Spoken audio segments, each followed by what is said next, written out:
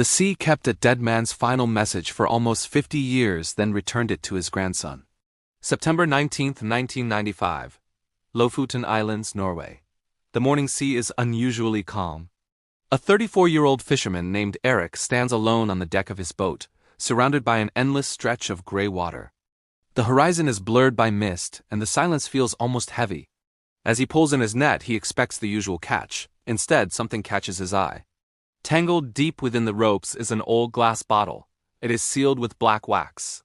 Weathered by decades at sea, Erik almost tosses it back overboard. But something about this bottle makes him hesitate. Carefully, he breaks the seal. Inside is a single folded piece of paper. The paper is yellow with age, fragile enough to tear at the slightest mistake. Slowly he unfolds it. It is a letter, written in Norwegian. At first, Erik's eyes focus on the faded words. Then they move to the handwriting. And suddenly, his heart stops. He knows that handwriting. He has seen it before on old birthday cards and notes preserved for decades. It is his grandfather's handwriting. His hands begin to shake. The letter is dated March 4, 1948, nearly half a century earlier. His grandfather, Magnus, was 29 years old when his fishing boat was destroyed during a violent storm.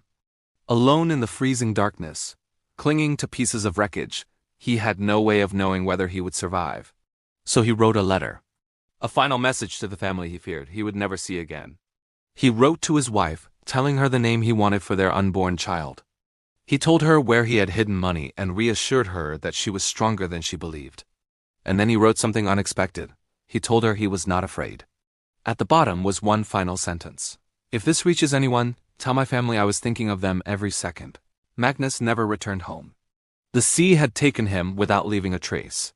The child he named in that letter would later become Erik's father. For nearly 50 years, the message remained lost. Yet somehow it had found its way back. Erik sits silently, the letter trembling between his hands. That evening, after returning to the harbor, he calls his mother. His voice shakes as he reads the letter aloud. Then she speaks softly.